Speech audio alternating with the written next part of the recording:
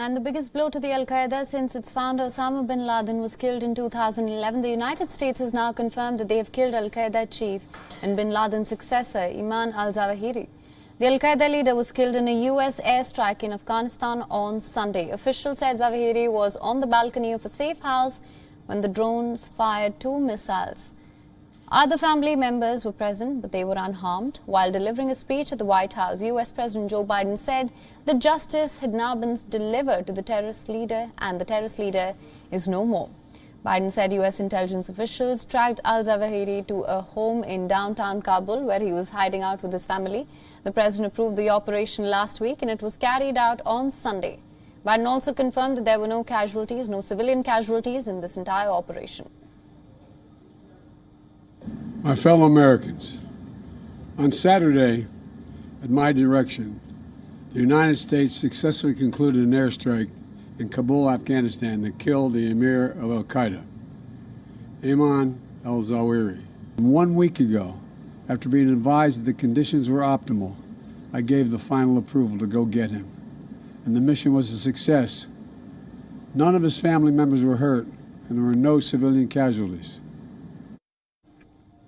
Biden detailed al-Zawahiri's role in leading al-Qaeda, including calling on followers to attack the United States and its allies in videos. He further said that no matter how many years it takes, if someone is a threat to the United States, they will not be spared.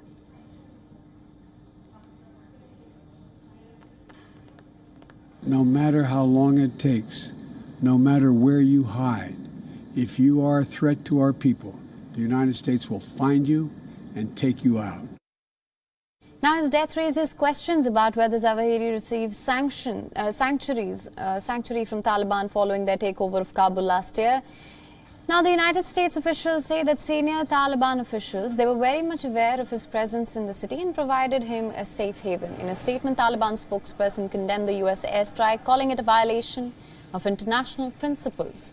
U.S. Secretary of State Antony Blinken, meanwhile, has slammed Taliban, saying that they violated the Doha Agreement by sheltering al-Qaeda's top leader, al-Zawahiri.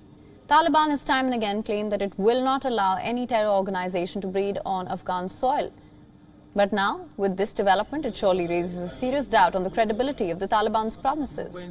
Here's a press conference from last year. Let's just listen into what the Taliban spokesperson said when questioned by our Pakistan Bureau Chief, Anas Malik. What happens to your relationship with al-Qaeda? Are you willing to give that up, or are you willing to give an assurance on that? Number one. Number two, who will be the leader? One question. Specific question. So, who will be the leader from the Taliban who will possibly lead the state of Afghanistan? Now that in the absence of a leadership, when President Ghani is not here. Thank you. We will not allow any foreigners who wish to harm or threaten the security of other countries, any space in Afghanistan. And we have assured this. As for your second question, as for the government setup, we are still working on it, and hopefully we'll reach the stage soon. Now, according to reports, the site of Sunday's attack was very close to the house of former Afghan defense minister. The house was targeted last year by the Taliban during the U.S. withdrawal chaos. Zawahiri was one of the world's most wanted terrorists, main mastermind of the 9/11 attacks that killed nearly 3,000 people. The drone attack is the first known American strike inside Afghanistan since the U.S. troops left the country in August 2021. السلام عليكم ورحمة الله وبركاته وبعد. And for more on this, our correspondent Susan Tehrani has sent us this report from New York. Listen in. U.S. President Joe Biden announced on Monday that the United States has killed Ayman al-Zawahiri. Speaking to reporters, senior U.S. officials later said that the U.S. government had, quote, multiple independent sources confirming al-Zawahiri's whereabouts at a safe house.